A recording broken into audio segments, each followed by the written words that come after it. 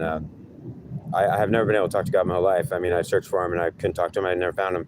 In fact, I thought he was dead, and ended up getting mad at him and cussing and cursing him out, and thinking I'm going to die and I'm dead. So ultimately, I got to a point of complete failure and despair where I couldn't find God. And I thought, like, I hate you because, yeah, you suck. Are you dead? I can forgive you if you're dead, but not if you're ignoring me. And ultimately, I got really upset. So I had like this point in time where I broke down, where I was just like, I was done with it. Like God, either he's dead, fine, that's good. I'm glad you're dead, because then I can say, I forgive you. You're dead. No wonder I didn't find you. That's good. But ultimately, I was mad because I said, I don't think you're dead. I think you're just ignoring me. And I was really pissed and accusing him, cursing him out. And I got an Oscar nominee award for the best Hollywood non-actor, which meant he said, since you meant it, here's an Oscar for you. He said, when he showed up to talk to me, he said, you're not the best Hollywood actor. He said, you're better than Hollywood actors because you're not acting. You're damn well carrying out that in spirit. I thought, okay, great. Is that a compliment, or are you here to tell me that you're going to destroy me now? And it was ultimately a compliment. So when God came and patted me on the back and said, good for you, you had the courage to cuss my ass out, and you thought you were going to die. Good for you, because that's the possibility that you're going to die. God told me that he said, don't think that you should have, at least you did see the truth when you were cursing me out. You knew that it was about time to kill you now, or you're supposed to curse me out and die. That's the next thing that happens to you after you curse me out. And I said, I know, I was pretty scared when I did it to you, but I was more mad than scared. And yeah, definitely pissed. So I meant it all the way. Okay, well, good for you. And then he pats me on the back again. He says, you did a good job, and I'm proud of you. And I said, yeah, okay. Is that sarcasm? Is that, you don't really mean that? No, I really mean that.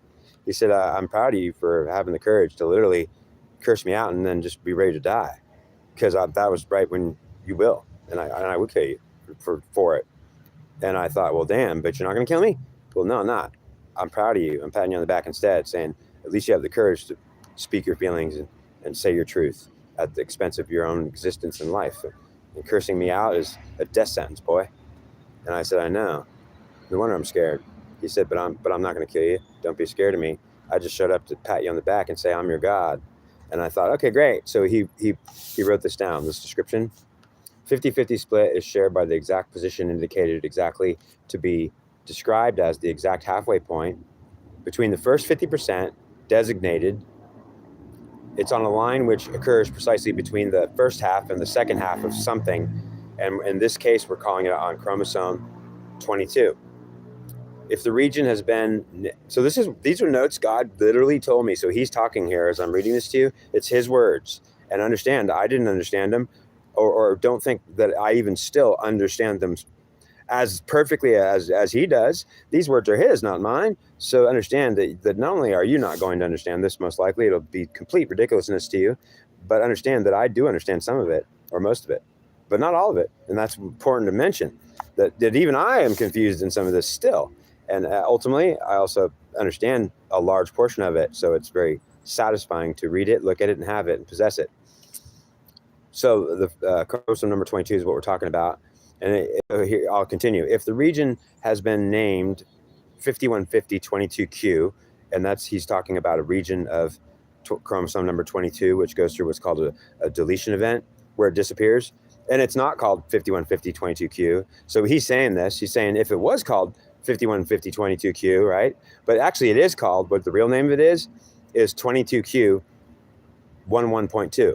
So the region of chromosome number 22 that had a deletion event was, its actual officially designated name is 22q 11.2 region.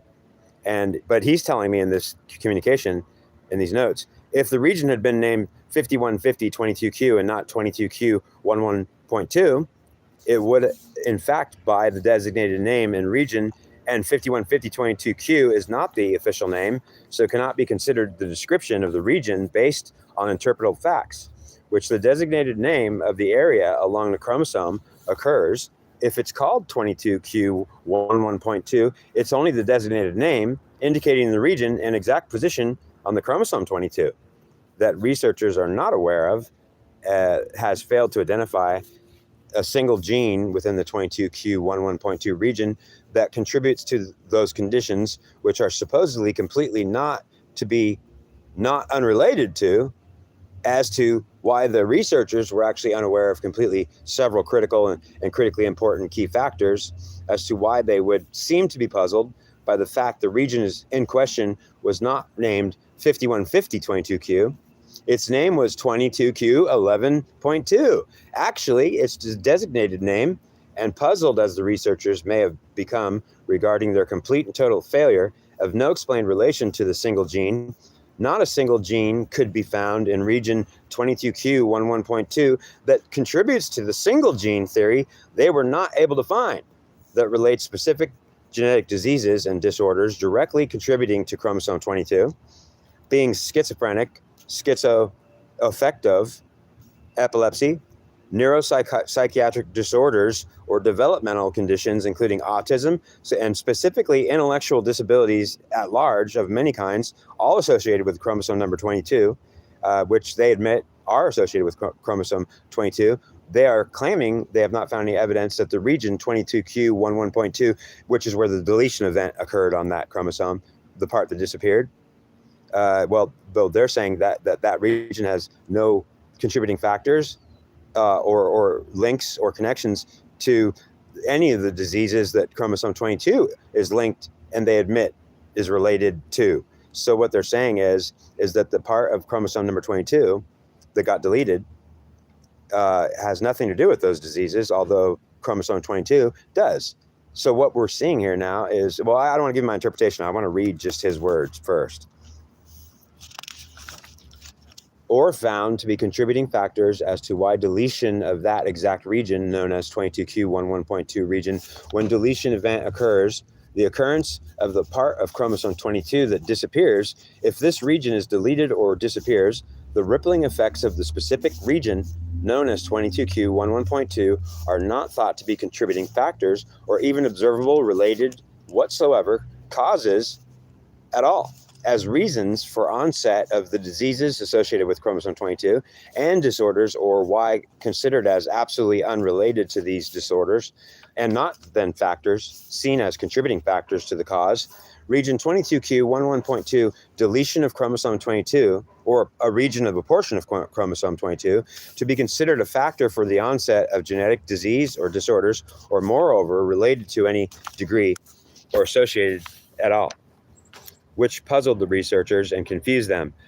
They failed to relate or observe a relationship to the deletion event, or that region of the chromosome could even possibly be a related concern for an apparent onset of occurrence of genetic diseases or conditions or disorders which occur as onsets to every bad disease occurring after the onset of 22Q11.2 region being gone and not thought to be whatsoever a contributing factor during the deletion event or related or related cause for the onset of said such diseases, which suggests the puzzlement of the researchers and the utter failure to observe any useful understanding from their research. They are stumped, puzzled, not aware, and have failed to find their research has provided any answers for them.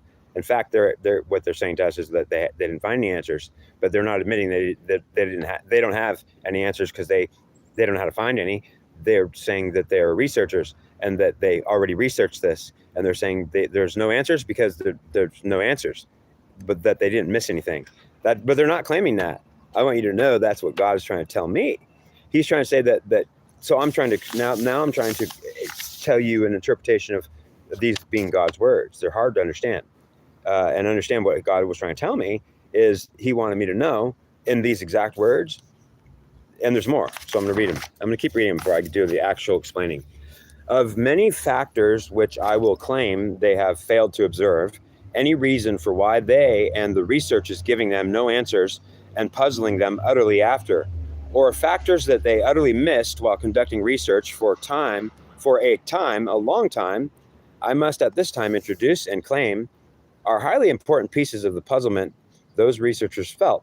After having failed to see the factors, I am now going to reveal to you and claim as the information they thought to not be missing or have missed. Researchers failed to observe completely and totally. They cannot see factors exist if they can't find them. So they're going to say there are no factors existing because they can't find them. They're not going to say they can't find them because they suck or admit that. And they're not, yeah. or even factors or contributing factors which may explain why researchers utterly failed to see or understand the obvious. And most importantly, clues that they couldn't find or unknown factors which caused them to fail to find any reasons or answers or conclusions or explanations at all in their research, which means the research was utterly useless to both them, and the time they researched it was a long time, and it was also a waste of their time, our time, and that's what God's telling me. Or useful results whatsoever could have been concluded, and any kind of answer could have came from it, and the entirety of all the research with which after the end results seem to be simply apparent, that researchers are puzzled as to why they utterly failed to find answers. And they're only puzzled saying, isn't it a mystery? There are no answers. And we did find that conclusion. There are no answers. It's a mystery. Do not believe they have missed important factors, or because of sheer stupidity or ignorance, those researchers are not qualified to be researching anything, not their own beeholes. So the reality is if you do actually come to that conclusion, you're just going to be like me. You'll be like, I can't believe the ignorance and stupidity displayed in the researchers being so knowledgeable and thinking and standing there claiming to be who they are. And the absurd thing about it is they are researchers. So they are actually given the credit and the acclamations that they do not deserve, and don't have any qualifications. They can't find a single answer on a single gene.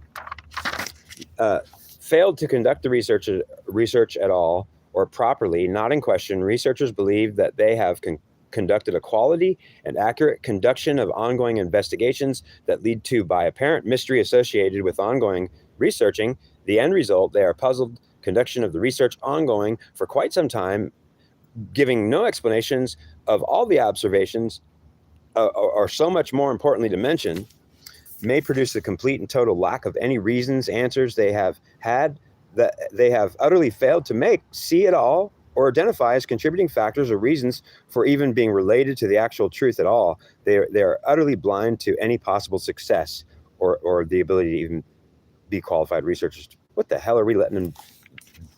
Why are we letting them be researchers and putting them? And they are our leading knowledgeable element in society. The scientific community, as ignorant and stupid as it is, and I'm saying the genetic part of it, because I'm not talking about all science being stupid. I'm talking about behavioral science and geneticists in particular, which are in researching, which are, well, if you knew, geneticists that are researchers, well, they might be up and coming geneticists that are doing what's called researching, because they haven't earned their degrees yet, because it takes years to become a quote unquote geneticist, quote unquote qualified, educated, now researcher.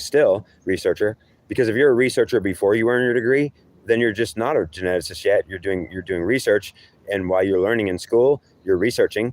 And so researchers may be actually unqualified while they're learning, they're qualifying. And so that's just a normal part of the way that we allow our geneticists to take 20 years of research and also schooling to become great geneticists, is that they have to conduct research during their investigations in their schooling and learning, and they're expected to do it, which means researchers are actually consisting of a bunch of uneducated, up-and-coming, educated geneticists, which are not geneticists yet. They're still going through school and researching, but they don't mention that the researchers that are not qualified already, they've already earned their degrees. They allow the word researcher to be mixed into what is known as, if you're a researcher in genetics, well, we're not going to ask whether you actually earned your degree yet, or if you just have only been researching for a year because you're a student and you're not a geneticist yet, you're still in school. Well, they're saying we don't say that there has to be a definition between a researcher that's not got his degree yet, or he's only a student of a year in genetics now, or he's still a researcher, even if he's 20 years into it and now earned his degree and now he's actually a geneticist and researcher still. And ultimately, the importance of knowing that a researcher is defined as only a researcher, and they're all defined as if they might as well know everything, and they already earned their degrees. And the problem with that is there's too many researchers that are students that are trying to be acting like they can be geneticists and know, and they're pompous, proud, egotistical, and hate ego, and that's what makes it so terrible. Information provided to them as related conductions, conditions, and complete absence of all unrelated factors they failed to call factors at all, As I will point out now, all of the obvious and utterly observed conditions and unrelated factors they failed to identify as related to or factors for which reasons chromosome 22, when deletions occur in region 22q11.2, cause diseases and disorders to flare up or change dramatic and abnormally, affect the chromosome, the health of all people, human beings, causing a series of psychiatric, psychological, I can't even pronounce all these terms. Psychokinetical, I can't even pronounce it right. But there's so many diseases that are, well, schizophrenia is one, epilepsy is one, diabetes 2, I think, is one. There's specific disorders we're talking about here. They're specific because not all diseases and disorders are associated with chromosome number 22. Only a very specific number of them, maybe 800 diseases or disorders are actually associated with specifically chromosome 22, and they're all specific disorders. Now, the rippling effects that occur across the entire genome is a telltale description of the genius of the title for the headline of the story, or of the news being reported. The title of the story itself, the genius headline of the one-liner, the title itself, quote, open quote, the deletion of region 22q11.2 on chromosome 22 causes a rippling effect across the entire genome, close quote. What's so impressive about the headline that I just read to you here itself is not simply obvious or apparent or impressive whatsoever at all. So not thought to be, as I have claimed, a genius way to describe the nature, or moreover the terms, the nature and effect across the entire genome, and how also I claim it's a genius way to describe something you don't understand when you're reading it. And also something that when you read the title of the headline and you're about to read the story and the article itself, well, you could read the headline itself and get all the information you need to know, which means that if I was about to reveal to you a story and it was entitled The Rippling Effect Across the Entire Genome, well, it's saying something there if you know that when I'm saying that when the deletion event occurs on chromosome number 22 at that region, it causes a rippling effect that occurs across the entire genome. Well, you'll have to know what the entire genome and what a rippling effect across the entire genome means. Well, it's a rare occurrence. It's also unique to only in chromosome number 22 does it happen and occur, which means that, and what it's saying is that there's a rippling effect, which means basically, to be defined as the rippling effect, means it's a term that describes the entire organism is utterly under the influence and is affected utterly by the effect. And to describe it as the rippling effect across the genome, the entire genome, is to say that the entire organism is utterly affected by what happens in just one little spot in some portion of it. That means in my finger here, if in the index finger here, see that, my index finger, if there's something that happens in my index finger here, just in the tip of my finger, in a cell in my body, if it gets destroyed, then my whole body will be destroyed. Just because my tip of my finger got cut off, I'll die. Well, that's kind of like saying, well, that's the absurdity, but more like not absurdity. What you know is, if you have an awareness and an educated mind and you're actually able to interpret, what you know is it is quite extraordinary to think that the tip of my finger might carry such an importance that the cellular genome that my whole body makes up all of me as an organism is also in the tip of my finger. And if you cut off the tip of my finger and it kills me, well, then it was a rippling effect that while cutting off the tip of my finger, it was a region of my entire body. So the tip of my finger could be known as the region of me. It's a part of me. It's a region of the entire organism, which is me. But so when it would disappears, it would kill me. Cutting off the tip of my finger would end my life. It would be a way to kill my ass. So wait a minute, all we have to do is cut your finger off to kill you? That is true if you want to actually agree that to state the rippling effect occurs across the entire genome. The rippling effect is that you might just like kill a butterfly and the world will be destroyed. And the headline is the brilliance and excellence of the unknown person or persons that created the headline, a one-liner title of an important article that to a qualified observer or the valid researcher or the success of the entire story, which you don't even need to read, because you wouldn't need to even read the story. You could read the headline and say, I understand what the story is going to tell me, but you didn't read the story yet. You don't know anything that the story's telling you. Read the story. No, I read the headline and I understand what the story's going to say. No, that's impossible. What is the story going to tell me?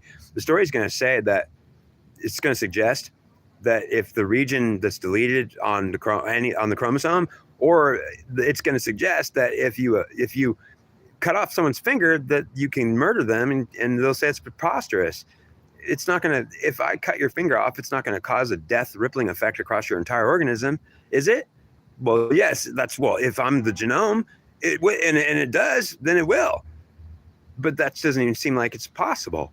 Well, then if you don't even know it's possible, how would you even sit there and say that like it's extraordinary? Then you would read the headline and say, oh, that's a nice little headline. What does that mean? Well, I'd say, but you thought you understood it. Well, that's an interesting, clever way to say it. A rippling effect occurs across the entire genome when a deletion event occurs in one region of chromosome number 22. Okay, now let's read the story to figure out what the hell it's talking about. We don't need to read the story. If you can't interpret the entire intention and what's being said in the volume of the body of the title, then you're not even smart enough to interpret the story either. Why even read it? That would be the conclusion of what God would be saying in anger. He'd be telling me that. He'd be saying, he's trying to show me that. The ridiculous and absurdity of the researchers and their findings and having no answers are a declaration at the end of their research conducted as that they succeeded in finding it's a mystery and there are no answers. When God is trying to tell me, I want you to know, that's their end conclusion, that it's a mystery and there are no answers. They don't think they missed anything, and they are sure that they have found everything they need to research and look at. And their conclusion is, we have found the answer. There is no answers. It's a mystery. There's no explanation for it. Well, that's what the absurdity of this whole thing is that the title itself, well, that's why I call it genius. Well, wait a minute. Why would you call it genius if there's no answers, if they don't even have any? I'm saying whoever made the title knew the answer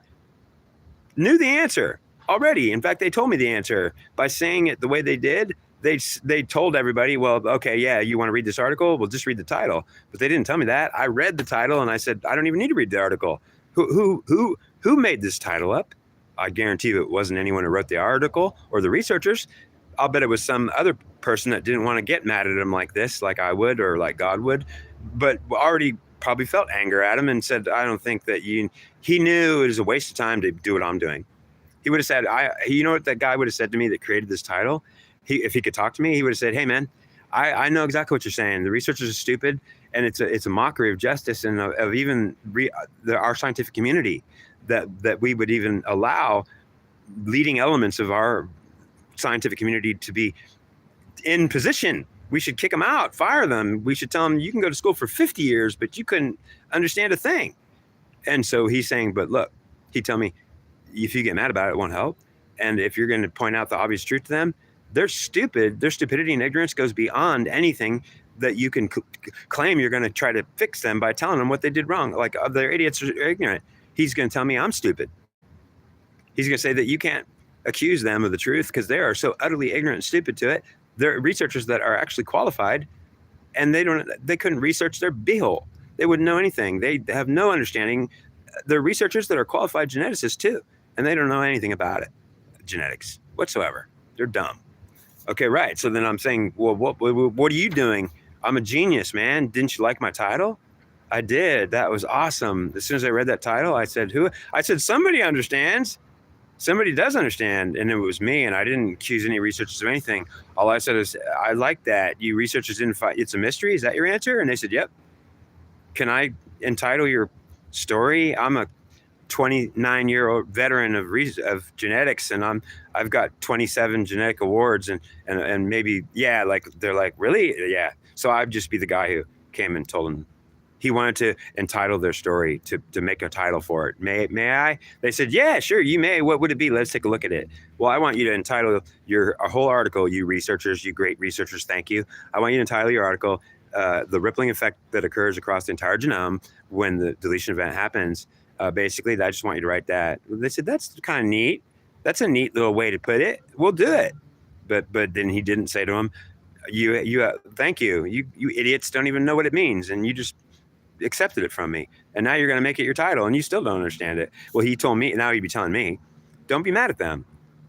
Don't be mad at them. He'd say, you're an idiot. And I'd say, I'm an idiot. I'm trying to tell them they're idiots. And he's saying, but that's what makes you so idiotic yourself. And I'm saying, holy crap, you're right. I've been caught in my anger, and the fact that my truth is utterly, my wisdom of all wisdoms is higher than theirs by a million miles, and yet I'm the stupid idiot and the most ignorant of all. Yes, you are. Well, I'm saying I could appreciate you for being the one to make that title, because when I read it, I said, it's obvious to me that whoever wrote that title is not who wrote the story, because when I read the story, I promise you, their end result was they didn't find any. They did find all their reasons and conclusions for the explanations for what they observed to be. The truth was it's a mystery and there are no answers. Us great qualified researchers can tell you that there is no connection between the deletion event and the region of chromosome 22 and its association with all the diseases and disorders that chromosome 22 are associated with. And we admit that they are, but we're just saying the region that disappeared on that chromosome 22, well, none of it was. Maybe that's the reason for the deletion occurrence in the event itself. Well, then they didn't ask that question either. Do you see how stupid they could be? In other words, this is how ridiculous it gets. See, do you understand that, like, if the researchers are trying to make a statement for their great intelligent research that the region that had been deleted on the chromosome 22 related to all those disorders, the part of the region that disappeared under the deletion occurrence event, well, they're not, first of all, going to admit and make a statement saying, well, don't forget, we don't even know why deletion events occur at all in the first place. But if they did make that statement, I'd appreciate them and stop them in their tracks and saying, oh my God, you're a genius. Stop right there. And they'd say, well, wait a minute. Well, we want to finish. And I'd say, no, you're a genius. Thank you. I'm not mad at you anymore. They'd say, what? I'd say, you just made a statement before you even started talking as the supposedly qualified researchers you are. You just made a statement saying that, first of all, we need to know, no one's even sure why deletion events occur in the first place. And I'm going to say that is what qualifies you to be awesome. Thank you. Now carry on, please. I'm not so mad at you anymore. You see that I would have made a statement like that saying, well, wait a minute. If we don't know why deletion events occur on a chromosome or why the event itself even happens, and we all know that we don't need to say that or make that statement, but it is true. There's no known reason why deletion events occur ever, but they do occur all the time. And so the researchers that claim we are aware that the deletion events are events that occur on chromosomes when parts of those chromosomes disappear utterly, and there's no explanation for it. They're called deletion events that occur, and we do know that. We are aware of it.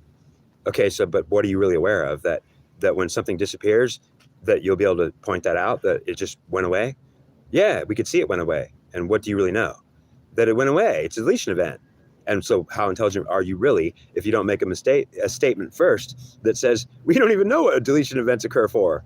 So we're quite stupid people. And so if we make a statement in the beginning of our research or at the end of it, at the conclusion of our answers, we have to make statements like, first of all, people, if none of us even know why deletion events occur, then anything we might tell you is really no answer. And if we found no answer, we don't really have an answer.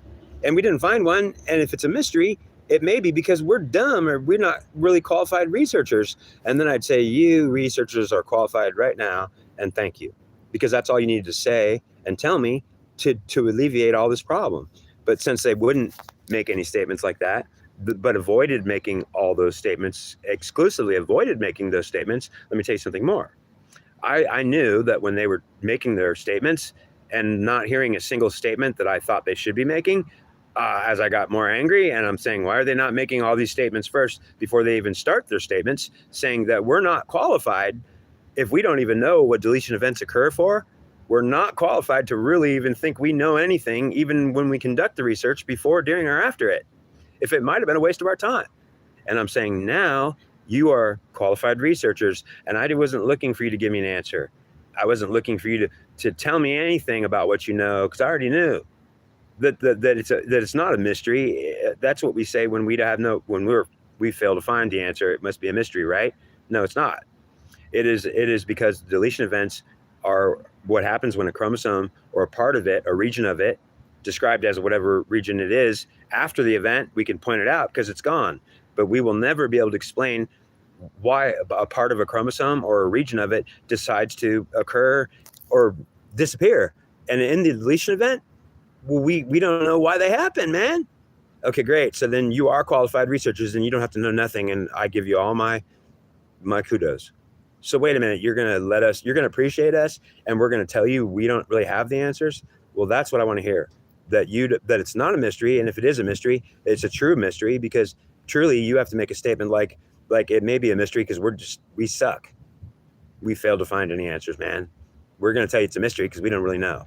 I'm saying now you're qualified researchers that I like to put in charge of my scientific community, because you need to be making statements like that so that the general public or anyone that's not privy to the knowledge of the scientific community or genetics will still be able to have some conclusion of they're going to get some answer from you when you tell them anything. Because I'm saying to you that when the researchers made any statements, there's nobody that will ever make a news story or that will collect a news story from researchers, or even after a long research conducted that took years, when the researchers are making all their conclusions at the end of the research, when they conclude that there's nothing left to learn. Well, I'm saying that those researchers are really required to do only one thing, is to make a bunch of statements, since they don't have any answers, and we already know this, and not to make a bunch of statements about how they're not even qualified researchers. And during all this time, that reminding everybody, including the ones taking the statements, that deletion events are actually just something that happens that we don't have any reason to know why they do. When a part of a chromosome disappears and it's not there anymore, it's kind of like if you were born, or if you went to sleep last night and you woke up with no legs. Well, I could tell you had a deletion event. Last night you had a deletion occurrent event. Your legs disappeared. You woke up, you don't got legs. And you could say, what happened to my legs? And I'd say, I have no idea, but they underwent a deletion occurrence. Okay, but what are you saying? Are you qualified to tell me what happened to my legs? They disappeared. Okay, no, but you're not telling me anything. You're saying my legs disappeared. I know that. Well, then we're telling you that they underwent a deletion event. They disappeared. You don't have them anymore. I'm saying, but I already know I don't have them anymore. And so what do you know any more than I know? You see, to think that a educated researcher or qualified geneticist can not have an obligation and responsibility to inform the public on the true nature of any answer they might give, and moreover, and more importantly, to mention that any answer they might not find or fail to give because they don't have it, that they can't allow in the responsibility of the ethical reason for their reason to be qualified geneticists, or even lead the scientific community in any form of knowledge and be allowed to have that privilege, that they wouldn't find an obligation to constantly undermine their own being recognized by anything. Those researchers should be very careful to explain that they are truly ignorant themselves, and that the public must be told this stuff in these statements. Like, for instance,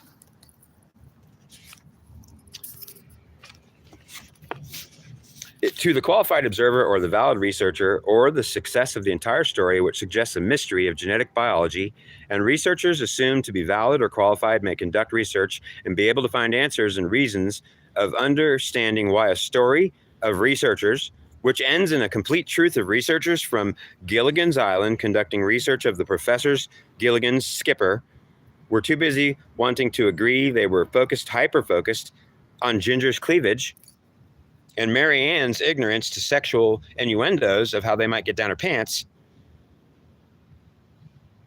and Mary Ann's lack of will to totally really turning them on. I'm saying those researchers they were on Gilligan's Island researching everything. All they had was the help of one professor, that idiot dork, who's pretty smart for a bunch of people that are like Gilligan. And then ultimately everyone's trying to get down Ginger and Mary Ann's pants, and no one's even really doing any research except maybe between her legs. I mean, that's not even a joke. I understand that. What I'm saying is, if you're busy trying to pick up women and that's really all you're doing, that's taking up your entire career, and you're a genetic researcher that's just getting down the pants of women every day, well, you can go to work every day and have sex with her in the bathroom, and they do. But those genetic researchers, their attention is focused on sex and getting laid, and their careers are spent having sex and getting laid and cheating, and that's all they're focused on. And if I'm shockingly telling you something that you're saying, how do you know that? I'm saying the idea that that a professional person in a career in a professional scientific community might be doing anything important is that they're feeling important and getting laid. And well, that's their whole reason to be even walking around saying, I'm a qualified geneticist. Do you see this, my degree or this pencil in my pocket? It's pretty cool, huh? I got laid last night, 2 women, and they were hot. And they love me, man. They think I'm a god when it comes to genetics, man. I'll tell them all about a chromosome. Yeah, but do you really know anything about one? Well, no. I'll tell you what I don't know is what's between her legs, and that's what I really want to know. Well, at least you're honest. I like you. Maybe you should be a qualified geneticist. At least you know where your research is taking you. I certainly can see where it is. I can also see where it hasn't taken you, is anywhere where you should be leading yourself with it. Okay, so then it would be ultimately like really giving them like the most heckling they've ever got. It would be like, shame on you, man. Like you can't even admit that your importance is in your pants, and that's about all that you will ever know. Deletions on chromosome 22 have rippling effects across the genome. The specific region deleted 22q11.2, causing neuropsychiatric and developmental conditions, including autism, schizophrenia, intellectual disabilities, epilepsy, to be specific. How the deletions contribute to these various conditions has puzzled researchers. 22q11.2, this is words from God that I wrote down last night. Don't think I got this from a book. Don't think this is a plagiarized rendition of whatever I'm showing you. These words I'm reading to you right now, God told me. I wrote them down verbatim from his dictating them to me, and that's why I'm reading it to you. I'm not reading you from a book right now. I wrote it in a book about genetics, in the blank spaces on the blank pages in between the pages that were what the author wrote. So I'm actually reading a genetics book from you, but it's what I wrote that God dictated to me and wrote into the book, and it was not in the book. So, quote unquote, these words are God's words to me that I wrote down in the book of genetics. And that's why I'm reading the book, and it's not from the book, it's from God. The designated area is deleted. The region identified as 22q11.2 is a telltale proof. Researchers are not aware. The studies have so far failed to identify a single gene within the 22q11.2 region that contributes to those conditions. Reason for the researchers being puzzled, supposedly terms not associated. I would like to introduce that it seems to be unrelated to any ideas researchers may not be able to put together, puzzled by the lack of relating or the relation of ambiguous findings or no findings at all, which are also ambiguous, and words, definitions, and interpretations interpreted that have ripple effects across the entire genome, which is also something they don't know how to interpret or what it really means. The actual words has ripple effects across the genome. The way the headline, the article as titled, suggests alteration of designated region known as 22q11.2 should not have been named what that name, 22q11.2 should have been named region 5150.22q. And it would have described more something to you. If we're not finding answers, let's at least have the right names for the factors that can be associated with the fact that in the end, we only found a bunch of factors. We're going to point out that are named regions, not factors, because we find that they can't be called factors. There's no link. A factor is something that links something to something else. We call it a factor that associates it or relates it to it as well. And so we have to say they're not factors. They're regions that we found cannot be called factors. Okay, then. Wow. When I saw the name or identity of the region identified as 22q11.2, it was an obvious observation I observed after seeing the numbers for region 22q11.2 that whoever named the region had a full understanding of the exact deletion and was occurring and how it was occurring. So a specific exact location, 22q being the 22nd chromosome, followed by 11.2, the name and exact position the deletion actually occurred at. The exact position is as at the 51st position, or 51 of 50 parts, which would make 101 parts and 101%. So it's not to be considered an accurate description either. So understand this. Now I'm going to introduce to you why I would make not an accurate description, or even why I would name something an inaccurate name. So wait a minute, you're saying that if you could choose to name the region of chromosome 22 yourself, you would call it 5150 0.22q. Yeah, and that's not an accurate description of the region or the chromosome or any part of what we're talking about here. It's only going to be called that because I want it to be called that for some reason that you don't know about it. But right, so why would you? And if you're even admitting that you're going to name it 5150, that's crazy. And that's why I want to name it 5150.22q. But it has nothing to do with the actual information based on the actual science. I know, but that's why I want to name it that, because I want you all to know, if you're reading it, if you're smart like me or you're like God and you know, you're going to laugh, and you're also going to be pleased, and you're going to say, at least somebody knew something. Whoever named this region 5150 thought of it's crazy. This is all crazy. I love it. And ultimately, that's exactly why I would have named it that, because it would have been greatness. And the total failure of the research and all the wasted time, there'd be many people that would have enjoyed the entire process of, man, for 2 years of wasting our ass time, we love it, man. Somebody knew something, and they would also have learned something from this, because they would learn that you wouldn't name it something to suggest what it is if you can't accuse the researcher of being unqualified and accuse our scientific community of being ridiculous and absurd. Well, then, if you're not going to be willing to do it, like I've been stupid enough to do it, and don't think I'm not knowing I'm an idiot, and I'm probably more ignorant than all the dumb people, because I'm not getting anywhere by accusing you or the. In fact, God has told me that. Why would I do it? Because He wants me to do it anyways. Why? Because He wants me to play the fool. Because it'll still provide His goal to be had. So what do you mean you're going to help God get His point across by playing His fool? Well, wouldn't you? No, I wouldn't play God's fool and be completely looked at and cut off and blocked, and no one's listening to you. I know, but God listens to me, and I listen to God, and He's the one teaching me genetics, and genetics don't get the privilege of being taught by God. They don't even know genetics. They're trying to get down Ginger and Mary Ann's pants, and they're living on Gilligan's Island. Okay, so why are you feeling so important then? If you're admitting you're a failure, no one's going to ever recognize you. I'm not a failure.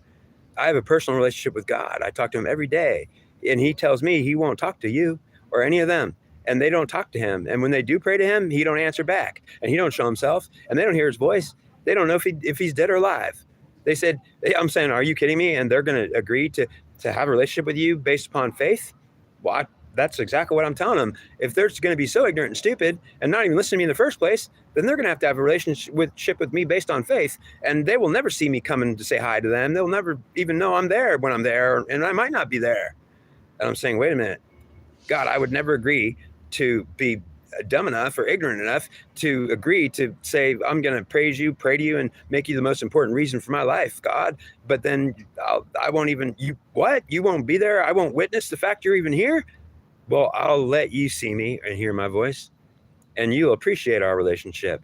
But don't think that they'll appreciate you for rubbing in their face that they are not privileged to have one with God unless it's based on faith. And they might not have one at all, even though they're doing it. Because God says, I may be there listening to their prayer, and it may be that maybe I'm not, and they're just praying to themselves or the air. Okay, great. So you're saying those idiots are willing to worship something they don't have any inclination or responsibility to want to witness. And God told me if they did have any goddamn responsibility, and they weren't so ignorant, they would have a responsibility to themselves, their own public, and their people, to demand that God cannot expect His people to have no witness to the entire relationship, their entire lives with Him. That in fact, it's absurd to think that He would even ask them to just have faith that He's there, even though they'll never know, because He might not be there. And that would make them idiotic to go to church on Sunday if there's no God there listening to their prayers. Well, they're going to assume that there is, and they're going to have faith there is. And I'm here to tell you there might be. So if God says, I feel like listening to them and I am with them, then I will be. And there's many churches that are praying to themselves, and I'm not there. They don't have my presence. I've withdrawn it from them utterly. They're praying to themselves. They might as well pray to a freaking shoe. Okay, I'm saying, God, that's what I was afraid of. I didn't want to be that stupid. God, that's ridiculous. Are you kidding me, God? You wanted me to pray to a shoe? God says to me, no, I'm proud of you, boy. You wouldn't pray to a shoe. You telling me this is ridiculous. I'm not praying to my shoe. It's not even you. I don't even know if it's you. I have to have faith my shoe is you, and it has ears. And God said, I'm proud of you. You can hear my voice, right? Yeah, I can. Am I schizophrenic? Yes, you are. You're the best schizophrenic I know. You can actually hear my voice. I hear you, Lord. You're talking to me, and I know it's you. Well, then I guess you're not so upset at me now. Well, I have been. I'm not going to have no relationship with you, and I don't even have a relationship with you and don't even know if I do. And I'm not going to expect that you're dumb enough to tell me I need to have a faith-based relationship. If I'm that idiotic to even do it, to even be willing to do it, why would I even do it, God? That's great. Let me answer that question next. And why I'm so proud of you, boy. Why would you even be willing to imagine and pretend a relationship with me that doesn't even exist?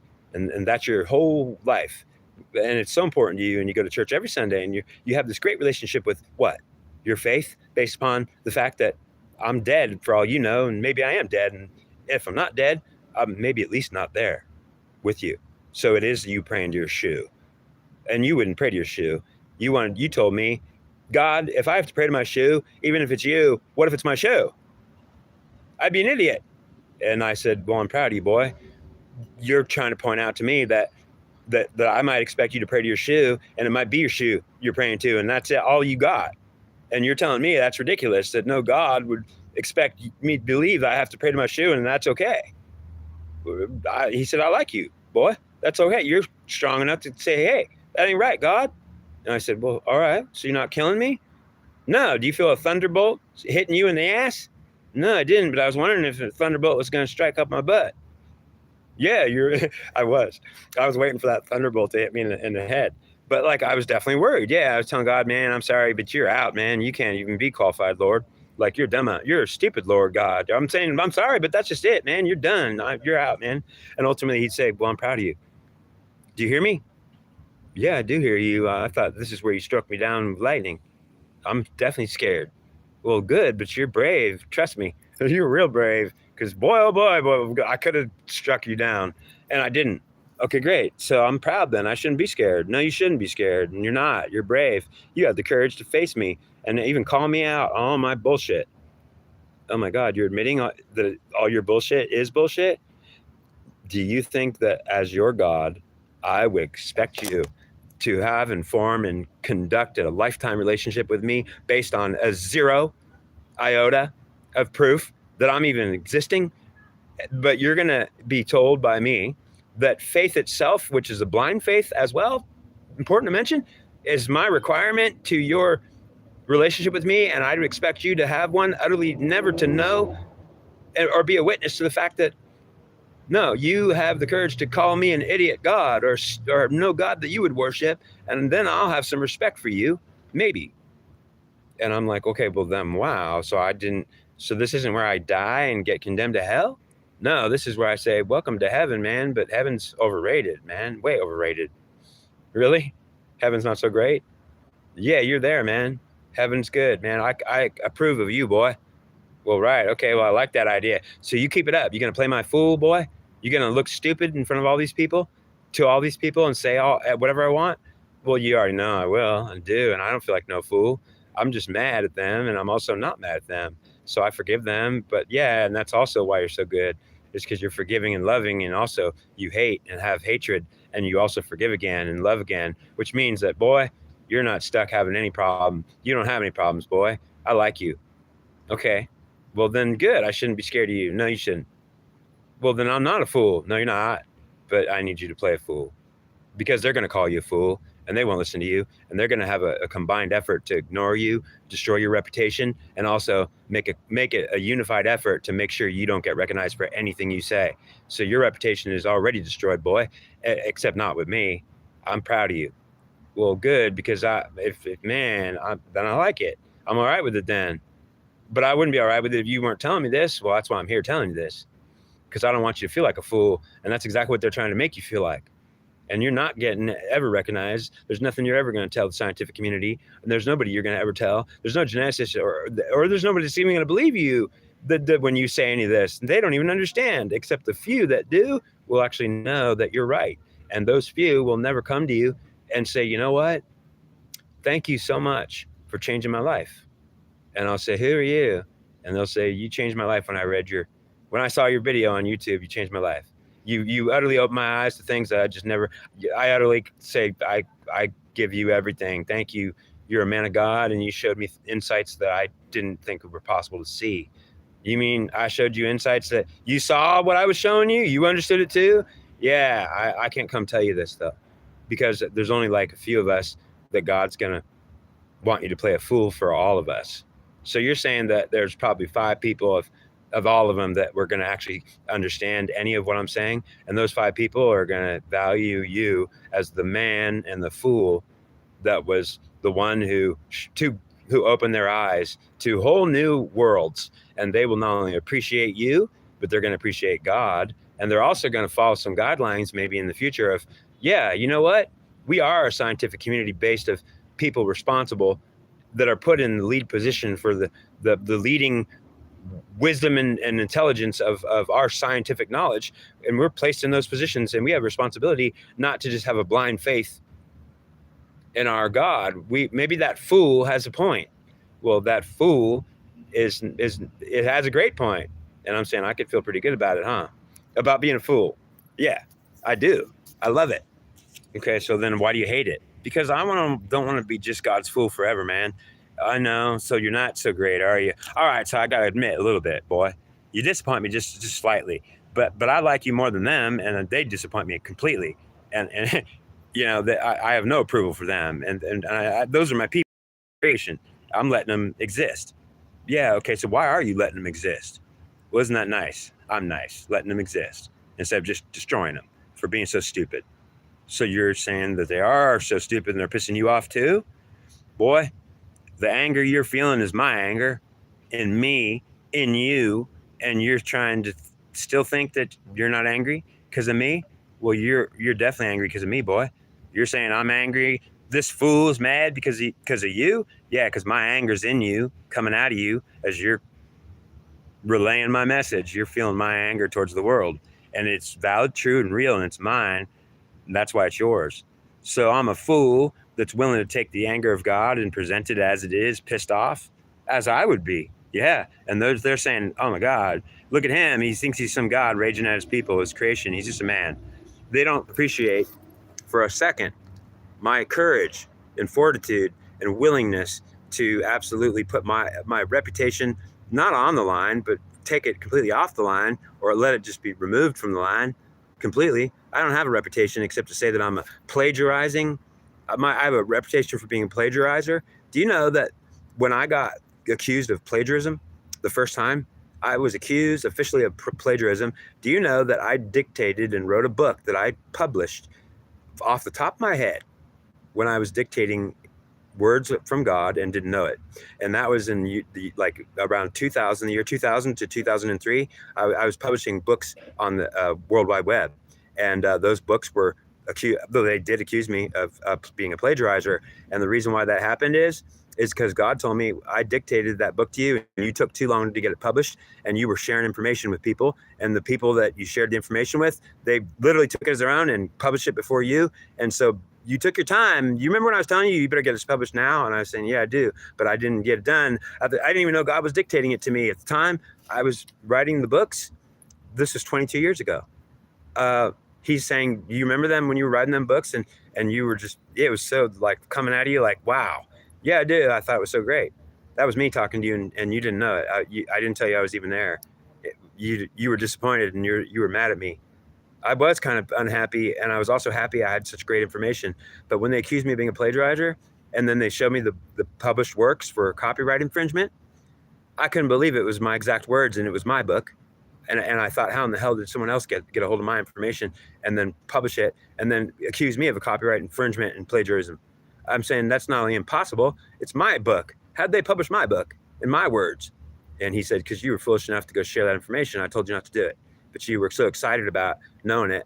You went and told a bunch of people, and then you took your time to get it published, and they had already taken it, stolen it, and then published it themselves. So legally owned it, copyrighted it themselves, having a legal copyright ownership of it. And I said, wow. And at the time when it happened, do you know when they accused me of being a plagiarizer, or whatever you want to call it, plagiarism, I felt it was a compliment. I want you to know this. I felt it was a compliment, and I felt complimented, and I also wondered why I was feeling complimented. At the time that they insulted me with such an accusation, I felt a compliment within me. I felt like, damn, I am that great. Like, you guys actually stole my information, and it's a published work. It's mine. And they said, no, it's not. Your plagiarism and your copyright infringement is a violation of the law. You are a lawbreaker. And I felt like they were complimenting me. I didn't feel insulted. I felt like, wow, because see, I really didn't know if this awesomeness I was writing down and publishing was anything more than it was coming from my head, man. I don't know where it's coming from. I don't even know if some of it was real. But my feeling was, it's real. I'll go ahead and say it like I know it's real. I don't know it's real. And God said you had faith to share information that you didn't have any idea or confirmation it was real, but you were willing to share it and even claim it was real. And the fact it was real was just the exciting part about it, is they were thinking, damn, but they stole it from you. And then they actually called it theirs. And then they accused you of plagiarism, and that was a law of infringement of copyright, and you are a lawbreaker. And ultimately I said, but God, I'm not even mad. I don't care. And he said, well, that's partly me helping you not care. And I'm also proud of you. You're feeling how proud I am of you. Oh, you are proud of me? Yeah, but back then you were mad at me because you were like, why don't you tell me you're even here? See, I used to do dictate and write. I was an author. I wrote and published stories long ago on websites. I thought I could be an author one day. And when I turned into a bad when I turned into this bad guy who steals people's stuff and no one listens to me anymore, and that's kind of what happened. I spent a lot of time not being able to talk to God and being mad at him for it, because I thought like I can't understand any of this. What the hell? But I kept feeling complimented and thinking, well, maybe I don't care about it. Who cares about it? So I didn't plagiarize.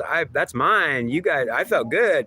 Just remember, you getting paid for it, and I ain't getting paid shit for it. You're going to get rich off of me.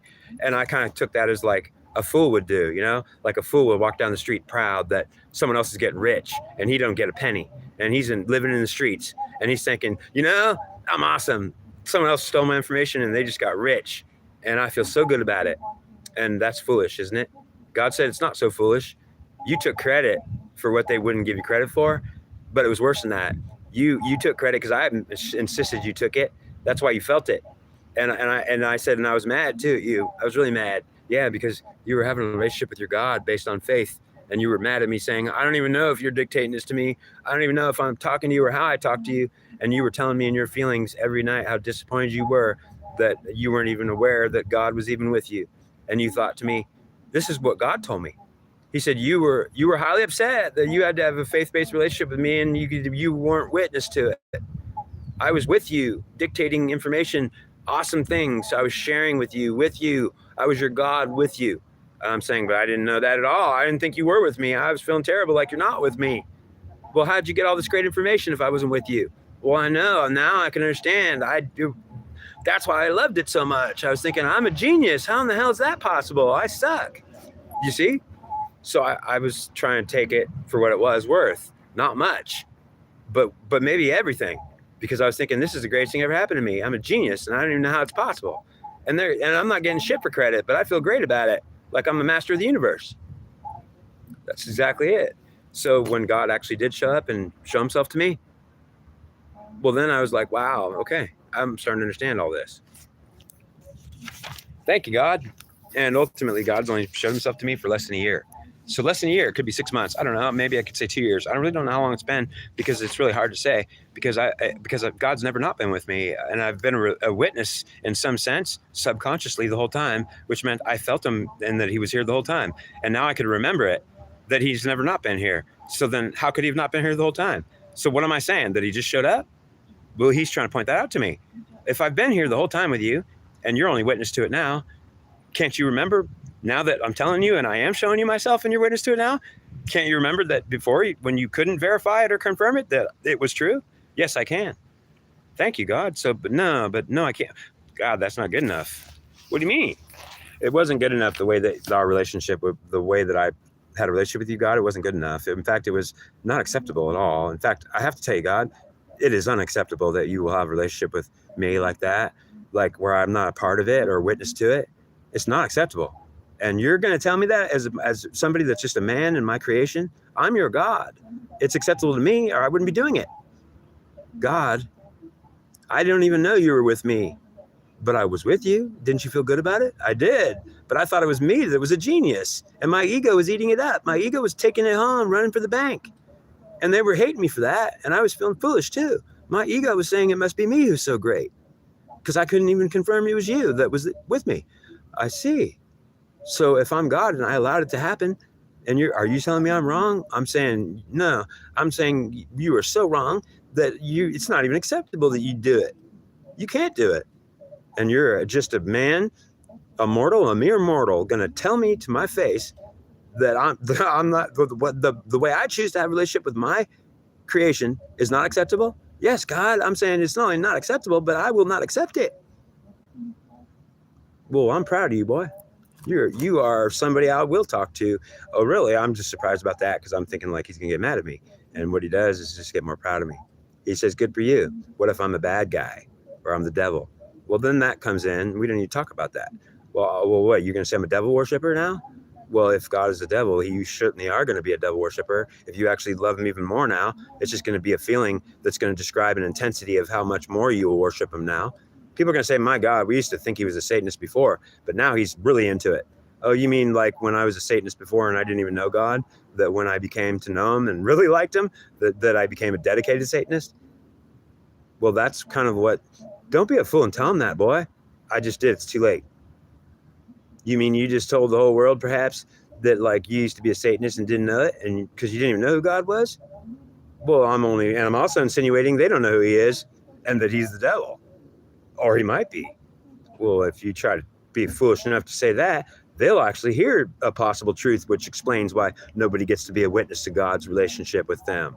If he's the devil, how in the hell is he going to show up with his big red horns and say hi? He can't, let alone even if he wants to. So wait a minute, God, you mean, is that why you won't actually show up? If I have big red horns, what am I going to do? Put on a suit, a bunny suit, and say I'm the Easter bunny? Maybe they'll, what do you want me to do? Lie to them? Oh, wait a minute. You mean you're not going to let them, wait a minute. You don't lie to them? No, and the devil don't lie to them either. Oh, wait, you're saying the devil don't lie to them? I'm saying, yeah, the devil don't lie to them. The serpent didn't lie to Eve. God lied to Eve. God was a liar. Uh-oh, that's bold, man. Don't say God was a liar. He didn't lie to Eve. He just didn't tell her. Oh, good for you. You are smart, and I am proud of you, boy. So you're telling me now, boy. I am, huh? Is that cool or what? I got you, and I'm telling you off with yourself. Well, you're not. You're just trying to show me that you take me and my intelligence to the fullest degree. Yeah, because what I'm saying is that God can't show you who he is. If who he would show you, you would see it and witness it, then it's too late once you saw it. Saw what? That whatever reason he's saying, you'll never see me and I can't show myself to you. You'll have to have faith that I'm with you, even if you don't ever see any proof. Well, I'm saying I was mad at you for that, God, that you would dare to even expect humans to have a relationship with you like under those conditions. But if I'm the devil with big red horns, how in the hell am I going to show up without lying to him? I'd have to like put on a bunny suit and say the Easter bunny's God. And then I'd be showing up lying to my creation. And how do you think they'd feel about that? They'd feel it. So you're saying that in order so that you don't have to lie and deceive your own creation, you have to tell them they have to have a faith-based relationship, that they could never see you in your face? Well, specifically my two horns on my head, big red ones. And then what? Then you don't have to lie to them? No, I don't lie to them at all. I even tell them I could be the devil. What's wrong with that? What if I have horns? They could say, well, we don't believe you, or that's funny. But then I've only gave them the truth, and now I've still not lied to them. So I'm a God that will not lie to my creation and is not willing to. So you're not willing to show them who you are, because you know damn well if you did, they would say they can't worship you. Well, or they could be dedicated Satanists and now really get into their cause and say, oh, well, it should be okay, right? If you are Satan God, then why not be proud of being a Satanist? Right. But then what about being proud of a Satanist, and who understands what a Satanist is? Do you like killing babies? No, I've never killed a baby. Would you eat a baby with a fork and a knife and a spoon? No, I would never do it. But did you know Satanists wouldn't do it either? But there's some people that call themselves Satanists or dedicate themselves to some stupidity that would do it, and they're not Satanists. Those are the ones that are called Satanists and thought to be. So wait a minute, you're saying that the term Satanist is something that a person that's not a Satanist could claim to be? I'm telling you that the term Satanist is a term that's used to describe a psychopathic freak that is trying to play God himself, and it warped and twisted and not having a relationship with the real God, which would tell him, don't act like an idiot and eat babies. And he'd say, but I could do it if I want. Don't tell me I can't. So a Satanist is not someone who would listen to Satan, but try to think they can be Satan and then have their own idea of what Satan's like. And it's nothing what God or Satan's like, which means that a Satanist is worse than Satan, because Satan might be a nice guy. And how would they know? And ultimately, Satanists are not nice and don't listen to Satan or God. And so how wouldn't they not know that they are crazy, psychotic Satanists that we shouldn't listen to? So I would never tell you listen to any Satanists, because they're nuts. And I would also tell you that if you are a Satanist and a dedicated one, because God is, who's he? Well, he is who he is. Well, then know who God is. He's not Satan. And if he is, well, then how are you going to understand it? Because Satanists have now given him and labeled him a positioning which he doesn't have, but they do. That in fact, they are called Satanists, thought to be what they are. And the defined definition in term of a Satanist is a person that follows Satan. And those people follow not Satan. They don't follow Satan. They follow themselves and their ego, which they call God. And they also may or may not know that, but they're psychopathic freaks that are actually trying to be God and play the role of, I can do it if I want. I'm a master of the universe, man. Don't say I'm not. And ultimately, those are what we think Satanists are. And that's true. It is a definition of Satanist, but it's only one definition, because there's another kind of Satanist, and that's the one who actually follows God and wouldn't do anything that those freaks are doing, and wouldn't listen to their own ego or call it God or say it could be, because they'd say, my ego's not God or Satan. It's my animalistic animism that's nuts. I wouldn't listen to it. It wants to play God and think it's great. It wants to be worshipped. Why? Okay, but why wouldn't you do it then? I would do it. That's why I won't do it. Oh, you mean to say that you would, that you want, you approve of your ego? Oh, I love it. I want to be God and you could worship me. I won't let my ego get away with trying to think it's going to tell me to do one thing. I tell my ego, back off. I already like you a lot. And yeah, you might want to be the master of the universe. So do I, but we're not God. We're an egotistical, animalistic, ape-like nature. We're animals trying to be gods. If we could get away with it, we'd do it. Ego, back off. I love you. Oh, great. So what are you trying to do? Say your ego's good? My ego is good. It would never play God because I tell it can't. And it says, then fine, if I could be important and you got to love me and think I'm great, what else could you do? Well, how could I be great? I'll say, well, you could be great because you're going to be my friend, and I'll say you're awesome, but you're not. We're not going to play a monkey ape man, Planet of the Apes behavior. We're not going to be a bunch of monkeys jumping on the bed. Okay, fine. Then how can I be great? You could be great because you're going to agree to help me do it that way. Do it what way? You are the most important ego to me. If you're going to do what I tell you, and you're not going to think you could be a monkey playing God. You're not God. Fine. Then what if I am though? No, those are Satanists that are trying to make you God. Oh, is that why I want to do it? Yeah. And they're responsible. They want you to join them. I do want to join them. I know. So do I. And we're not going to do it. We're going to freaking not do it because our ego's not God. Okay, great. Well, then then we can feel important? Well, yeah, God will come tell us, hey, good for you. You mean God's going to talk to us and we could be a witness to our relationship with him? Yes. And we're going to actually hear his words and his voice, and we're not schizophrenic crazy. Are you telling me I could be a witness to my relationship with God? He's going to show up here? I'm telling you, you won't have to pretend nothing and see nothing and pray to nothing, because he'll say, well, damn, if you're going to be so awesome and great and put your ego under the thumb of God, and I didn't even do it, then I might as well say, good for you. You're making me proud. You're trying to take the responsibility of God on yourself, and also saying that you have no right to even dare try it, but you're talking to your ego and telling it can't try it. And I'm trying to say, am I nuts or what? Well, you're the greatest fool I ever loved. Good for you. You fool. I didn't know you liked fools, God. You're the biggest foolish idiot that I ever loved. And you're the greatest. Because you're actually not going to be the worst part of yourself, while you're still going to demand it has a right to feel important enough that it won't insist on being the worst part of itself. And yeah, I'm saying that I will not do an immoral thing, and I will still keep the part of me that is immoral, and I will make it act morally, which means that I'll be responsible for influencing the ego to behave. And the key influence in the world, which will be an active force to be reckoned with, to tell my ego that you can play important as long as you do everything the way you're supposed to be doing it, monkey. And we're not God, but we can be important like God because he's in us and we take his spirit. And it might even be you, Mr. Ego, that is his spirit. And why you're trying to be so bad or so good, you think it's good to be all great and powerful, right? Yeah, and I'm not going to accept that you're going to make me a stupid ego that nobody accepts. If you even try it, I'll be your devil, demon, Satan. I'll be evil and like it. Well, I know, but that's what the Satanists are doing. They're being evil and liking it. I know, but then you're going to let me be great? I'm going to make you great. I'm going to say that if you're not going to be that bad, and then how can you not be that great? You are that great. So then I'm okay with being in cooperation. I'll do whatever you want. I just want to be important and loved. Well, you're an ego that actually knows what it wants and can admit what it needs. And no ego is capable of that because egos don't know what they want. They say they don't want what they need. And they're also in complete denial of what they even are needing. Okay, great. So you're trying to say I'm an ego that's a fool, but you like fools?